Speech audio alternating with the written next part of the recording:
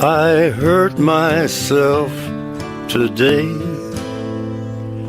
to see if I still feel. Gracias por vir a presentación esta do Liceo. Vamos a dar documento do acto.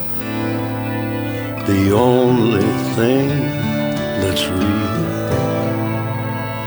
A caricatura foi moi fácil de facer porque cando unha persona vive pode protestar, pode dicir non me parezco, está mal, o que fío me fixestes. Foi fácil e no que me inspirei máis que nada foi na vestimenta, que é preciosa.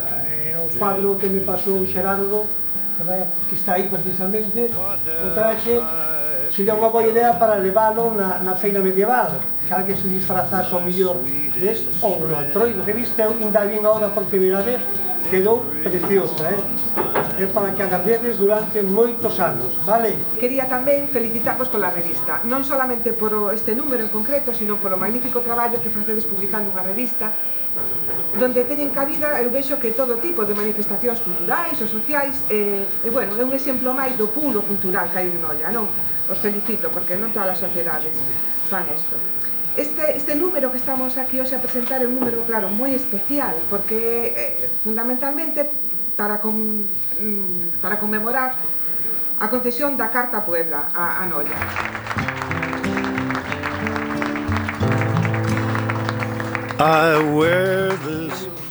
Temos a virtude de que aquí hai moita xente no mundo da cultura, non solamente somos sucesores do que escribiron outros, que gracias a eles pois estamos nós aquí. Falo de Fabeiro e falo sobre todo que temos contacto, non? Fabeiro, Pedro Fiaño, Cagrelo e toda esta xente. Entón temos que honralos, respetalos e coller o seu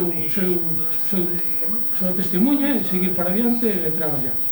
Entón, os que de alguna maneira levamos anos metidos nesto, pois non debemos deixar pasar estas oportunidades. Celebramos o 850 aniversario, ademais a través dun monumento. Este é un monumento, este é unha carta pobre, non é celebralo de calquera maneira, non, este é un documento rexo, concedido por un rei, concedido a Noia por un rei.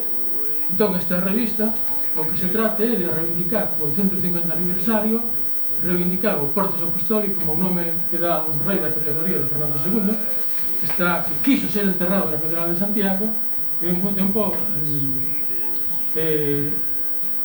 respetar ese direito que ten Noia que sea un punto do camiño inglés. Agora Noia vai celebrar ou celebra o 850 aniversario da Carta Pobra. Entón o Liceo non podía permanecer alleo e por eso publicamos esta edición especial, vale? Coordinada por Xerardo Grafocho, aquí presente. Nela, como ben dixo, estúdiase polo miúdo todo o documento fundacional, se analiza o contexto histórico-cultural e se ofrece tamén unha pequena ollada literaria, como acaba de decirnos. Reitero, o Liceo de Noia, como non pode ser de outro xeito, non pode permanecer alleo a este tipo de eventos, vale? O Liceo de Noia, como ben dicho, unha das súas funcións, da súa razón de ser, é procurar e defender e difundir a lingua e a cultura galegas.